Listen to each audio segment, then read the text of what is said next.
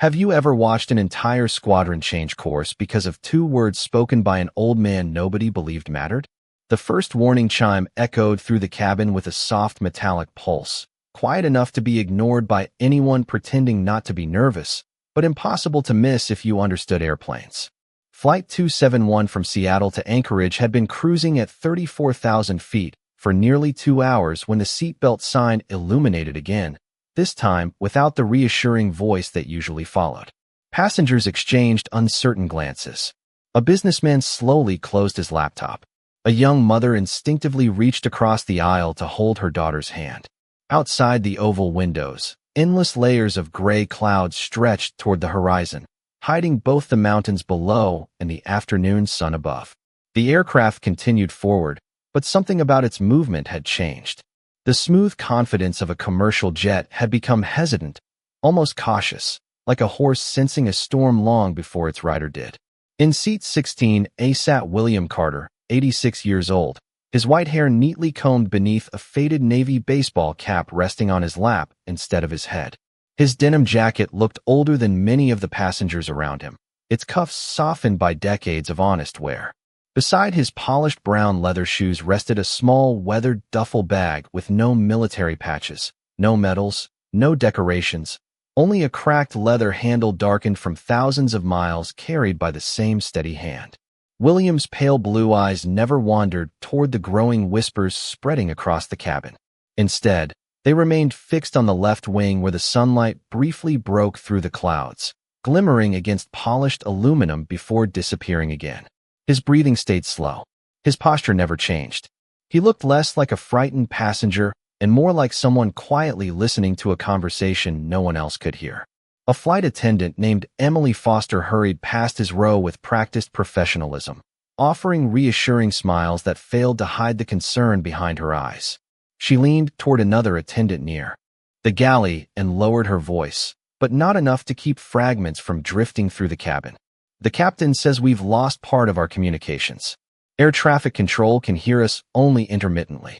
The words floated through the aisle like cold air. Nobody panicked. Not yet. But conversation stopped.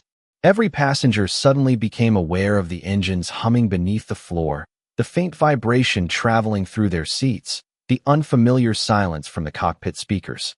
William slowly lifted his eyes toward the ceiling as another subtle vibration rippled through the aircraft. It lasted less than 2 seconds. Most people never noticed it. He did. His fingers lightly rested on the worn zipper of his duffel bag before relaxing again. Emily noticed the movement while passing back through the aisle. "Sir," she asked gently, forcing another reassuring smile, "are you doing all right?" William looked at her with calm eyes that carried the weight of many forgotten years. "I've been better," he answered softly. "But your pilots still have time." Emily blinked. There was no fear in his voice, no dramatic urgency, just quiet certainty. Before she could ask what he meant, the aircraft banked gently to the right. Several passengers gasped as the horizon tilted outside the windows.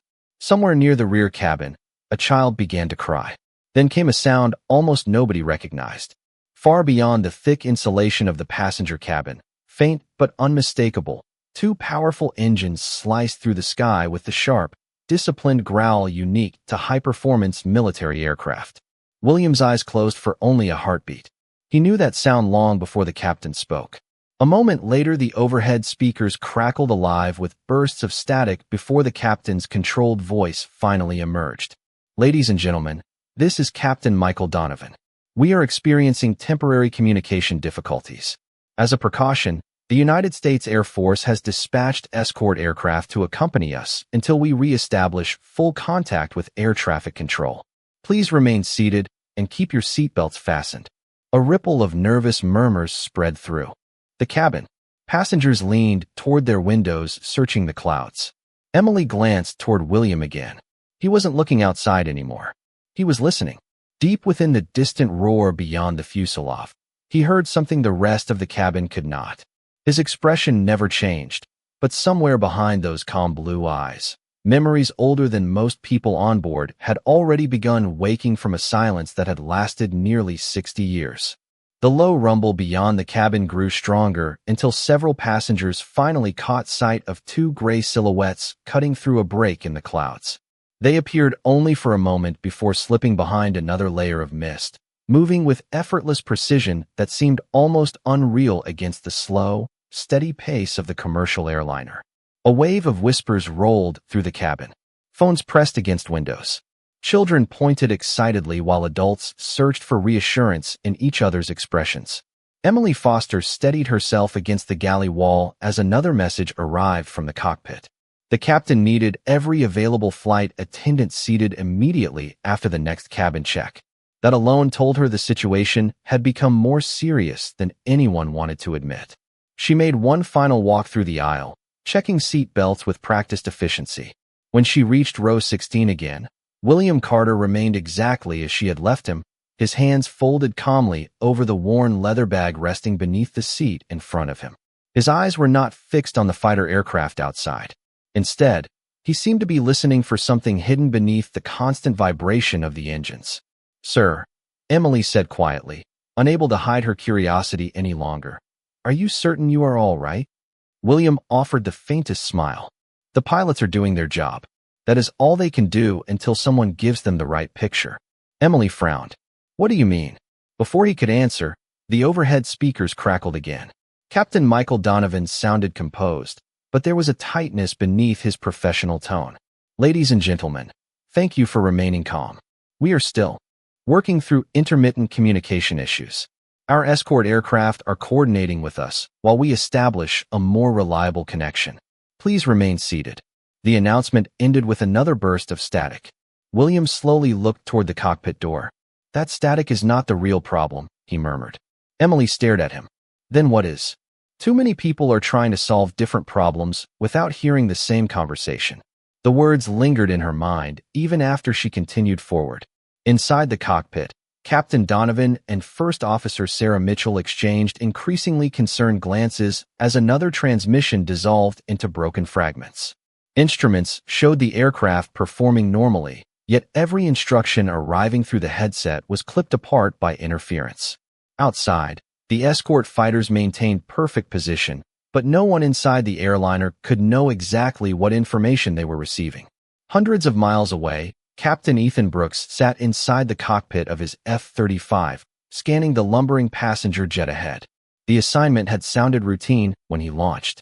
Escort the civilian aircraft until communication stabilized. Now the incomplete radio traffic suggested something far less predictable. Falcon 2, maintain formation. The controller instructed through intermittent bursts of static. Ethan acknowledged the command, although half the sentence vanished beneath electronic distortion. His eyes swept across the silver fuselage below. Nothing appeared abnormal. Yet experience had taught him that appearances rarely told the entire story. Back inside the cabin, William's fingers brushed the edge of a thin chain tucked beneath his shirt. The cool metal rested against his fingertips for only a second before he released it again. No one noticed except the elderly woman seated across the aisle, who watched him with quiet curiosity.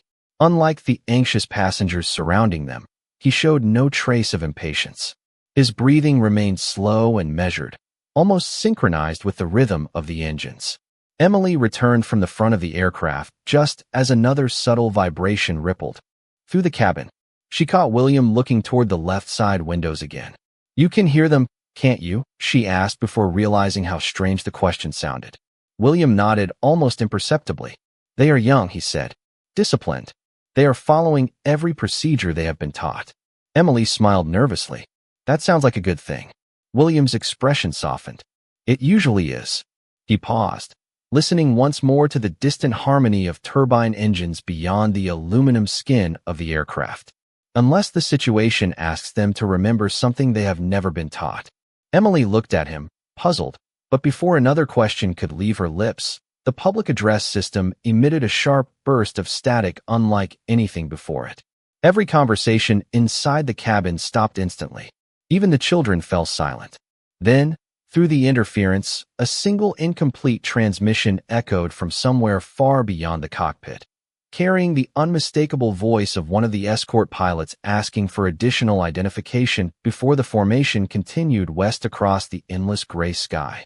The broken transmission faded into another burst of static, leaving an uneasy silence inside the cockpit of Flight 271. Captain Michael Donovan adjusted the radio frequency again, listening carefully as fragments of military communications drifted through the interference before disappearing into electronic hiss. Nothing remained stable long enough to form a complete conversation. Beside him, First Officer Sarah Mitchell carefully monitored the aircraft's instruments. Every system continued to report normal performance, yet neither of them liked depending on incomplete information while crossing thousands of square miles of remote airspace. Outside, the escort fighters held flawless formation, their sharp gray silhouettes appearing and vanishing through shifting layers of cloud.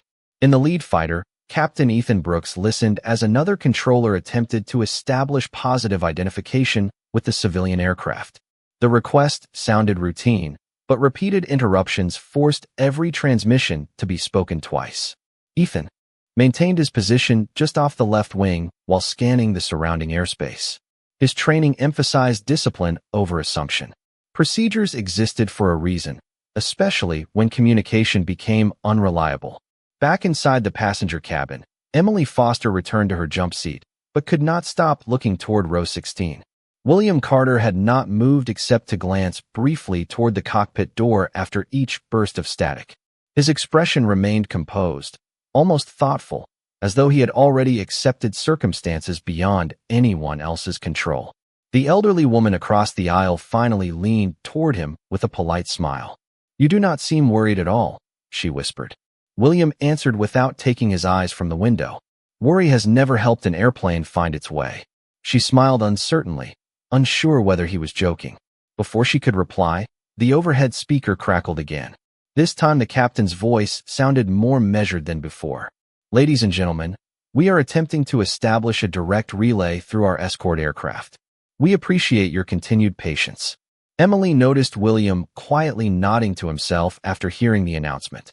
It was almost as though the captain had confirmed something he had already expected. Several rows ahead, a young man recorded the escort fighters with his phone while narrating excitedly to an online audience. Another passenger speculated that the military jets were responding to some unidentified emergency. Rumors traveled through the cabin faster than facts. William ignored every word. Instead, his attention remained fixed on the subtle rhythm of the engines and the distant harmony of the fighters outside. Years of experience had taught him that machines often revealed their condition long before people recognized it.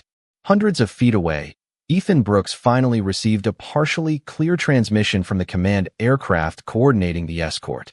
"Falcon 1, request any available identifying information from civilian crew if communication improves." Ethan acknowledged immediately. "Understood. I will attempt verification if contact becomes stable." A few moments later, another distorted signal reached the airliner. Captain Donovan managed to answer only part of the request before the transmission dissolved once again. He exhaled slowly, frustrated by the constant interruptions. Sarah looked toward him. "We may need another way to confirm identification if this continues." Donovan nodded. "Let us hope someone on the relay side has better luck than we do." In the cabin, William slowly reached beneath his jacket and adjusted the thin chain resting around his neck. Hidden beneath his shirt was a plain metal identification tag worn smooth by decades of quiet use. He did not remove it. He merely touched it for a brief second before letting it fall back against his chest. Emily happened to notice the small gesture as she secured equipment near the galley. Something about it reminded her of someone reaching for an old photograph before making an important decision. She walked toward him once more, lowering her voice. "Mr. Carter, if there is anything you need, please let me know." William looked at her kindly. "Actually, there may be something they need." Emily tilted her head. "Who?" William glanced upward toward the unseen fighters escorting them through the clouds. "Those young pilots." Before Emily could ask another question, a sharper burst of static erupted from the cabin speakers, followed by a voice that finally broke through the interference with unexpected clarity. It was not the captain. It came from one of the escort aircraft. Calm, disciplined, and unmistakably military, the pilot spoke only one request. Civilian aircraft. If anyone on board can verify historical operational identification related to priority military transport procedures, respond immediately. The strange wording puzzled nearly everyone in the cabin. William quietly closed his eyes for a single heartbeat. When he opened them again, the calm patience that had defined his expression since takeoff had been replaced by quiet certainty, as though he had been waiting many years to hear precisely those words. William Carter slowly opened his eyes as the unfamiliar request echoed through the cabin speakers. Around him, confused passengers looked from one another to the ceiling, trying to understand what historical operational identification could possibly mean. Some assumed it was military jargon. Others dismissed it as another technical procedure. William knew better. That phrase had not been spoken over an operational frequency in decades. It belonged to another generation of aviators, one that relied less on satellites and computers and more on voices, judgment, and trust earned in impossible skies. Emily Foster remained standing beside his row, uncertainty written across her face. "Mr. Carter," she asked carefully, "did that message mean something to you?" William looked toward the cockpit, his expression thoughtful rather than urgent. "It means someone out there is searching for an answer they cannot find in their manuals." Emily hesitated before leaning slightly closer. "Can you help them?" William did not answer immediately. Instead, his weathered fingers disappeared inside his jacket and carefully drew out the thin chain resting beneath his shirt. Hanging from it was a plain metal identification tag, dulled by time and worn smooth around its edges. There were no medals, no polished insignias, nothing that suggested importance. Only a few deeply engraved letters remained visible after so many years. Emily glanced at the tag without understanding its significance. To her, it looked like any other military keepsake carried by an aging veteran. William gently closed his hand around it, and the cold touch of old metal dissolved the quiet cabin around him. The steady hum of commercial engines disappeared. In its place came the deep, rhythmic vibration of powerful transport aircraft flying through endless darkness. The bright cabin lights faded into dim red illumination, reflecting across tired faces seated shoulder to shoulder inside an aging cargo airplane. Young service members, relief workers, medical volunteers, and frightened civilians filled every available seat. Some held sleeping children wrapped in oversized jackets. Others clutched small duffel bags containing everything they still owned. Nobody spoke louder than a whisper. Every person on board understood that silence carried its own kind of hope. William was no older than 27. His uniform was plain, his expression calm, his eyes constantly moving between charts spread across a folding table and the narrow cockpit doorway ahead. Outside, clouds swallowed the moon, leaving only darkness beyond the windows. Navigation systems of that era offered limited certainty, and every decision demanded experience that could not be taught inside a classroom. A younger pilot stepped beside him, concern visible beneath his disciplined professionalism. "Sir," the young officer asked quietly, "we have too many people depending on one route. Should we change course?" William studied the weather chart for another long second before shaking his head. "No, the sky is changing, but it is changing exactly where I expected." The younger man frowned. "How can you be sure?" William smiled faintly without lifting his eyes from the chart. "Because storms always tell you where they are going. Most people simply listen too late." The memory shifted like drifting clouds. The cargo aircraft continued forward through the darkness, while exhausted passengers gradually realized they were moving away from danger and toward home.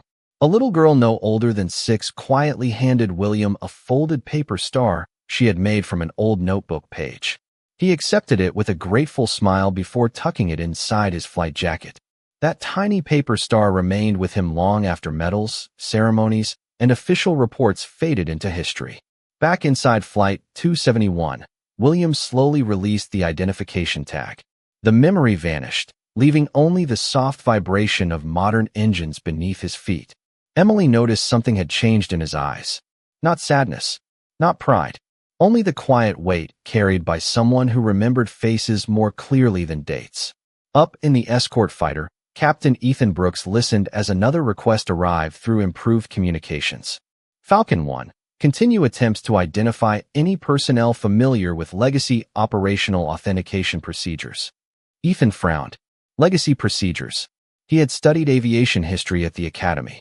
He had never expected to encounter one in active service. Meanwhile, Captain Donovan finally restored a brief but stable communication link with the escort aircraft. Before the interference returned, a single question reached the cockpit with perfect clarity.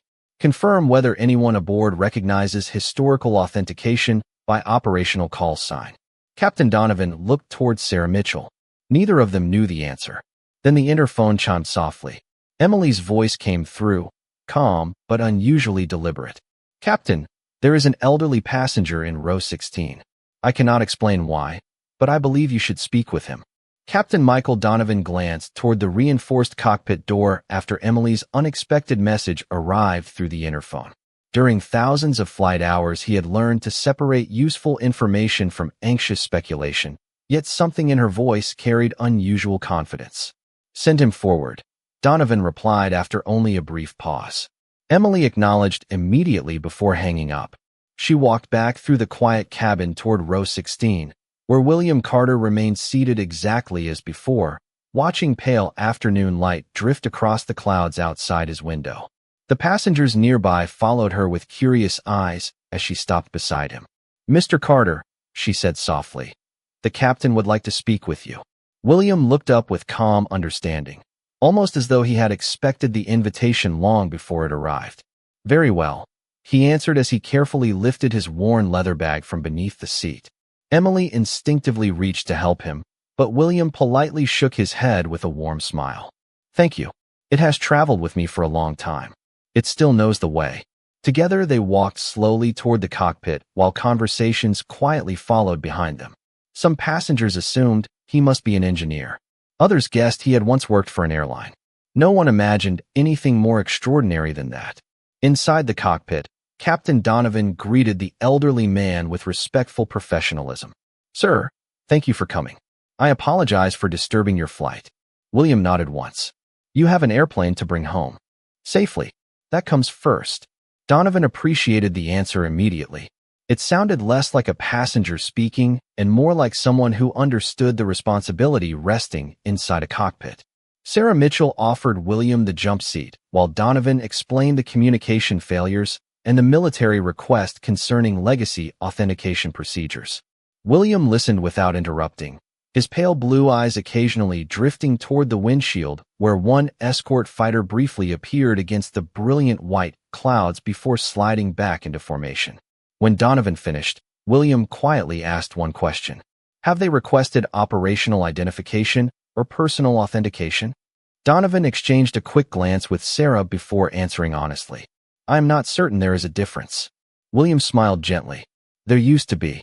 Sarah leaned forward with genuine curiosity. Do you recognize the procedure? William rested both hands on his cane before answering. I remember when it was created. Silence settled inside the cockpit. Neither pilot spoke for several seconds. William did not appear proud of the statement. He delivered it with the same quiet tone someone might use when remembering an old neighborhood that no longer existed. At that exact moment, another stable radio window opened across the military frequency. Captain Ethan Brooks heard the controller's voice arrive with unusual clarity. Falcon 1, communication relay available for approximately 60 seconds. Continue authentication request. Ethan immediately acknowledged before transmitting toward the civilian aircraft. Flight 271, if qualified personnel are available, identify using legacy operational protocol. Donovan looked toward William. Would you like to respond? William remained silent for several seconds. Outside, sunlight reflected across the smooth canopy of the escort fighter before disappearing beneath another layer of cloud. The distant roar of military engines carried faintly through the aircraft structure. William closed his eyes for only a heartbeat. He was not searching for courage. He was searching for memory. When he opened them again, decades seemed to disappear from his face. May I use your microphone? He asked quietly. Donovan immediately handed him the headset. William adjusted it with practiced familiarity that neither pilot failed to notice. His fingers found each control naturally without hesitation, as though years had never passed. Captain Ethan Brooks waited patiently inside his fighter cockpit while static drifted across the frequency. Then, at last, a calm elderly voice emerged with perfect clarity. There was no strain, no attempt to impress anyone, only absolute confidence shaped by experience. Escort lead, Williams said. This is civilian passenger William Carter. Authentication follows. He paused briefly, allowing the silence itself to command attention before speaking again. Operational call sign. Ghost leader. The transmission ended. No explanation followed. No additional credentials. Inside Flight 271, the cockpit remained completely still. Donovan looked at Sarah. Sarah looked at William. Neither understood what they had just heard. Hundreds of feet away, Captain Ethan Brooks froze with his hand still resting on the throttle.